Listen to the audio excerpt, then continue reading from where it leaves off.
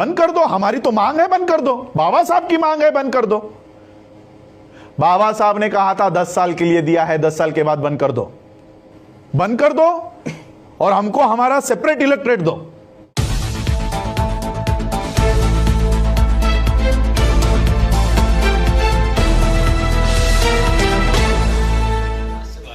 जिस तरह से हाथरस के जो सांसद हैं वो दलित जो एससी वर्ग से हैं, शेड्यूल कास्ट से, वहाँ देखा जाता है कि जो बाबा साहब ने संविधान में आरक्षण की बात की, जितने भी हमारे देश के जो सांसद हैं जो शेड्यूल कास्ट से आते हैं, तो वो आज इस मुद्दे पर मौन क्यों, वो अपनी बातों को क्यों नहीं उठा पा रहे?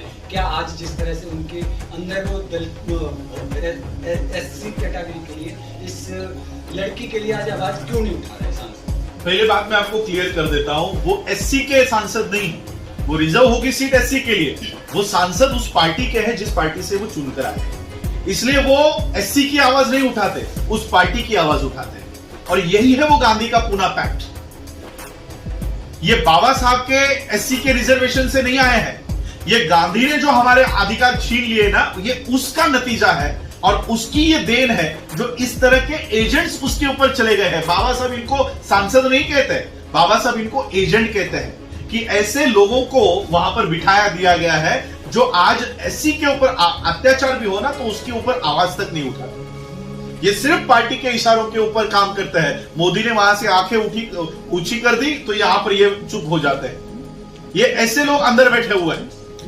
आज राज्यसभा में वो पायल नाम की कोई एक्ट्रेस है, उसके ऊपर बलात्कार हुआ है या नहीं हुआ है, उसके लिए राज्यसभा में बैठा हुआ आदमी जो शेड्यूल कास्ट का होने का दावा करता है, वो गवर्नर को मिलने जाता है। वो लड़की जिंदा है। आज पायल हमारी मनीषा की हत्या हो जाती है, गैंगरेप हो जाता है, उसकी बॉडी को जलाया जाता है। क्यों? इस गवर्नर को मिलने की आप में हिम्मत नहीं है? तो ये कौन है? एससी को आप इसको एससी समझोगे? ये एससी नहीं है। तो ऐसे आरक्षण की क्या जरूरत है? नहीं है, बंद कर दो। हमारी तो मांग है, बंद कर दो। बाबा साहब की मांग है, बंद कर दो। बाबा साहब ने कहा था 10 साल के लिए दिया है, 10 साल के बाद बंद कर दो। बाबा साहब ने 10 साल का पॉलिटिकल रिजर्वेशन कहा था। बाबा साहब ने कहा था ये जाने वाला है, इसके पीछे मत लगो। क्यों सरकार इसको हर 10 साल के बाद बढ़ाती है?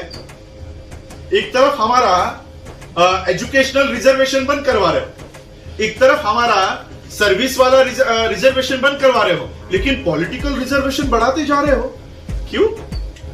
क्योंकि सर्विस में रिजर्वेशन मिलने के बाद, एजुकेशन में रिजर्वेशन मिलने के बाद बाबा साहब के सिपाही पैदा होते हैं, बाबा साहब के विचारधारा वाले लोग तैयार होते हैं। लेकिन पॉलिटिकल रिजर्वेशन कंटिन्यू करने के बाद दलाल पैदा होते हैं, इसलिए इनको दलाल चाहिए, आपका सिपाही नहीं चाहिए। इसलिए पॉलिटिकल रिजर्वेशन हर 10 साल के बाद, अभी 6 महीने पहले इन्होंने कंटिन्यू किया है वापस 10 साल के लिए। वहां से आठवले निकलते हैं ना, वहां से पासवान निकलते हैं, वहां से उदित राज निकलते हैं, इसलिए वो चाहिए उनको। जहां से हमारा आईएएस निकलता है, जहां से हमारा आईपीएस निकलता है, जहां से हमारे जजेस निकलते हैं, वो बंद कर दिया है, वो बंद कर दिया। जहां से दलाल निकलते हैं वो शुरू गए। तो इसका सॉल्यूशन क्या है? बंद कर दो और हमको हमारा सेपरेट इलेक्ट्रेट दो। बाबा साहब ने सेपरेट इलेक्ट्रेट की मांग की थी। आज एससी के सीटों पे कौन चुनाव वोट डालते हैं?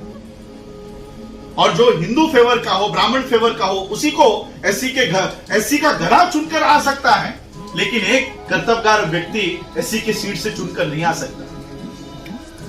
कितनी एससी के सीट है मुझे बताओ कि बीएसपी जीतकर आई है? सारे एससी के सीटों पे बीजेपी जीत के आई है। तो कहां है ये? क्या बीजेपी एससी की पार्टी है? क्या डिसीजन मेकिंग में एससी का कोई भी एक आदमी बीजेपी के उस बॉडी पर है? यानी एससी के जगहों पर किसका कब्जा है? बीजेपी का। क्या बीजेपी एससी की पार्टी है? क्या कांग्रेस एससी की पार्टी है? एससी की पार्टी कौन है? बीएसपी है। तो बीएसपी को एससी की जगह पर भी आप चुनकर नहीं आने देते। तो यानी जो हमारा था वो भी आपने ले लिया। बीएसपी हमारी पार्टी है, वहां से तो एससी के कैंडिडेट्स को चुनकर आने देना चाहिए था, वहां से भी बीएसपी को निकाल दिया।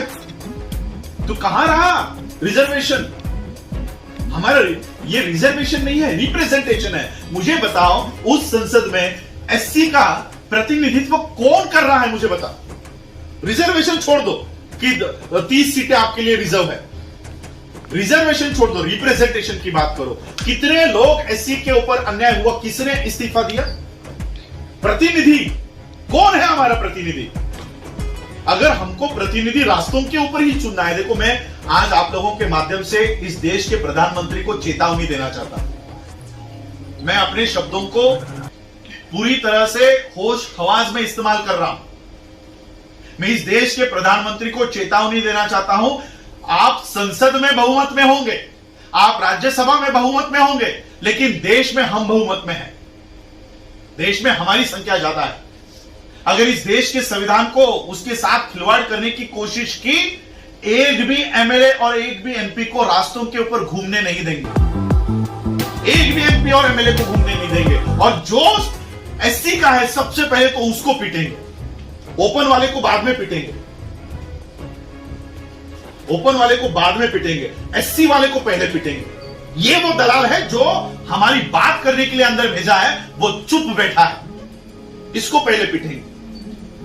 लेकिन हम बाबा साहब के संविधान को मानने वाले लोग हैं, इसलिए मैं मोदी जी को बोलना चाहता हूं कि ऐसे नौबत पर हमको उतरने के लिए मत दीजिए। इस देश के मार्शल हम लोग हैं, मैं मिलिट्री के खानदान से हूं।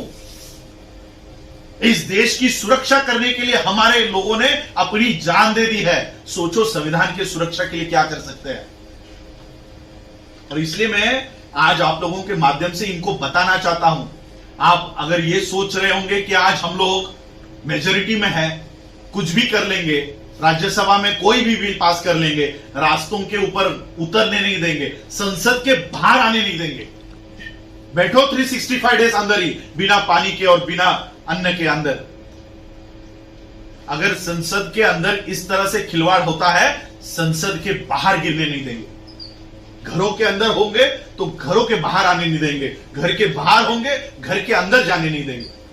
अगर देश का किसान, देश का छात्र, देश का मजदूर, देश का कर्मचारी ये बात अगर समझ ले, अलग अलग आंदोलन करके कोई नहीं होगा, कुछ नहीं होगा। किसानों का आंदोलन सिर्फ किसान लड़ रहे, क्या हो रहा है?